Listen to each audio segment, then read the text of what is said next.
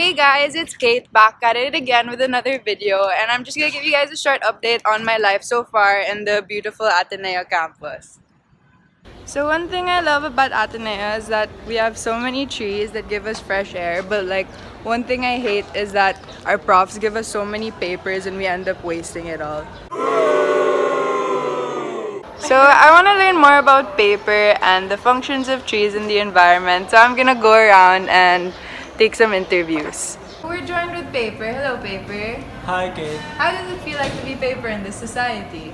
To be honest, for transitioning from tree to paper, I had high hopes for what life has to offer. But seeing how my community is treated in this campus, I've had my doubts if I really made the right choice. Why do you feel this way?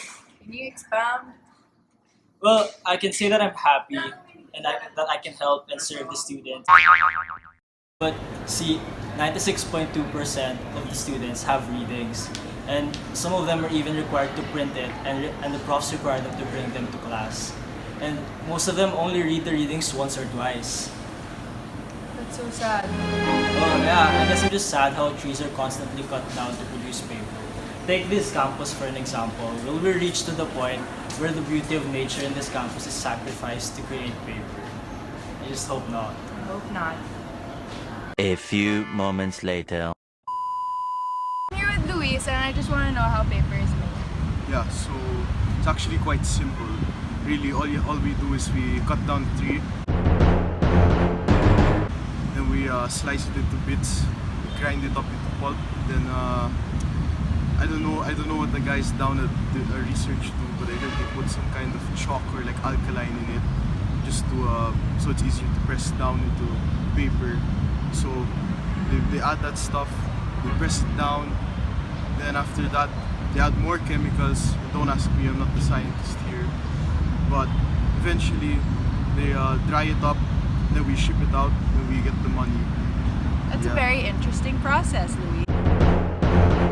But isn't that really bad for the environment, though? I mean, yeah, sometimes the chemicals will, but a lot of people really complain about the cutting of trees. And yeah, it does reduce oxygen emission, but at the end of the day, can you really imagine a world without anyone using paper nowadays? It's just not possible. A few moments later. The first law is Presidential Decree number 389. Basically, this presidential decree penalizes those who operate deforestation without the permission of the government. The second law is Executive Order number 193, or expanding the coverage of the National Green Program. This executive order aim is to reforest most of our unproductive land. Even if we have existing laws to fight deforestation, public and private sectors should cooperate with each other because deforestation can lead to catastrophes such as landslide. And also, we are the ones who utilizes our forest lands. A few moments later. I guess it's something I can be proud of because all living organisms on Earth depend on us plants. Our role is called vegetation, and it is part of the biogeochemical cycles that produce water, carbon, and nitrogen. Forests can help ensure the regular flow of clean water and protect the ecosystem from floods and droughts because we soak up rainfall and release the water at regular intervals. Deforestation can make negative impacts on the nitrogen cycle because we help make nitrogen more accessible to animals so they can produce proteins, amino acids, and DNA. We are important in the carbon cycle because of photosynthesis. Cutting down on trees will release carbon dioxide into the atmosphere, reduce the carbon dioxide absorption, and reduce the production of oxygen and glucose, which are essential to all life on Earth.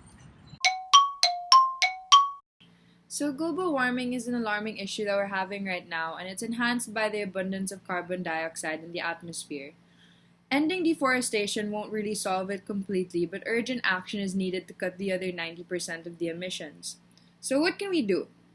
We as students should try to use soft copies more instead of printing out all our readings. And if you really have to print, make sure that you print back to back and use recycled paper instead. I'm back home now. Don't forget to like and subscribe.